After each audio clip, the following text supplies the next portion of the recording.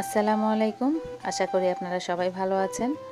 আমাদের জীবনে এমন কিছু মানুষ থাকে যারা সবসময় অন্যের উপকারের জন্য হাত বাড়িয়ে দেয়। নিজের সাধ্যের বাইরে গিয়েও তারা চেষ্টা করে মানুষের মুখে হাসি ফোটাতে।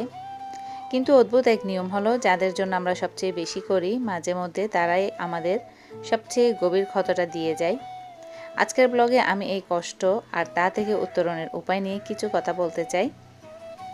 আমরা যখন কাউকে মন থেকে ভালোবাসি বা সাহায্য করি, আমাদের মনে একটা সূক্ষ্ম আশা থাকে যে মানুষটি অন্তত আমাদের মূল্যায়ন করবে। কিন্তু বাস্তবতা ভিন্ন। অনেক সময় দেখা যায় আপনার করা ৯৯টি উপকার মানুষ ভুলে যায় কেবল একটি ছোট ভুলের জন্য, অথবা আপনার দয়াকে তারা আপনার দুর্বলতা মনে করে। কেউ যখন খুব কষ্ট দেয়, বিশেষ করে তারা যাদের আপনি নিজের সবটুকু দিয়ে আগলে রেখেছিলেন, তখন বুক ফেটে কান্না আসে। মনে হয় কেন আমি তার জন্য এতটা করলাম।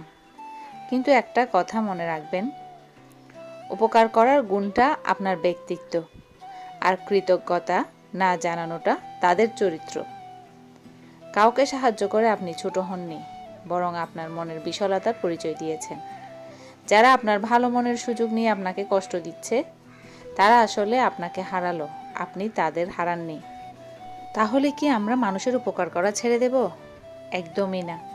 তবে এখন থেকে আমাদের একটু সচেতন হতে হবে। মানুষের জন্য করব, কিন্তু প্রতিদান পাওয়ার আশাটা কেবল সৃষ্টিকর্তার উপরেই রাখতে হবে। নিজের আত্মসম্মান বিসর্জন দিয়ে কাউকে খুশি করা যাবে না। যারা বারবার কষ্ট দেয়, তাদের থেকে একটু দূরত্ব বজায় রাখাটাই মানসিক শান্তির সেরা উপায়। কারোর জন্য সবটুকু করার পর যখন অবহেলা পাওয়া যায়, তখন মানুষটি খারাপ হয়ে যায় না, বরং সে অনেক বেশি সচেতন হয়ে যায়। সে বুঝতে শেখে যে অতিরিক্ত ভালোবাসা আর সস্তায় পাওয়া উপকারের মূল্য সবাই দিতে পারে না। মানুষের জন্য করা ভালো কাজগুলো কখনো বৃথা যায় না। মানুষ প্রতিদান না দিলেও সময় ঠিকই তার প্রতিদান ফিরিয়ে দেয়।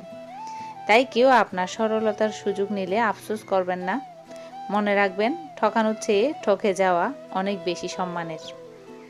ক্ষমা আপনি বারবার করতে পারেন, কিন্তু বিশ্বাস একবার ভেঙে গেলে তা আর আগের মতো জোড়া লাগে না। যে আপনাকে কষ্ট দিয়ে অনুতপ্ত হয় না, তার থেকে হাসি মুখে দূরে সরে আসাই ভালো।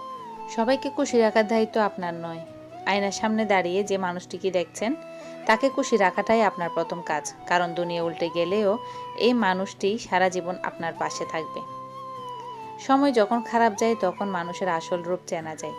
যারা কষ্টের দিনে পাশে নেই, তাদের জন্য আফসোস করে লাভ নেই। বরং সৃষ্টিকর্তাকে ধন্যবাদ দিন যে তিনি আপনার জীবন থেকে আগাছাগুলো পরিষ্কার করে দিচ্ছেন। সহ্য করতে পারা দুর্বলতা নয়, এটি একটি বিশাল শক্তি। যে নীরব থেকে সব সহ্য করতে জানে, সে একসময় অনেক বেশি শক্তিশালী হয়ে ফিরে আসে। উপকার করুন নিঃস্বার্থভাবে, যাতে কেউ আপনার মন ভাঙলেও আপনার আমলনামা ঠিক থাকে।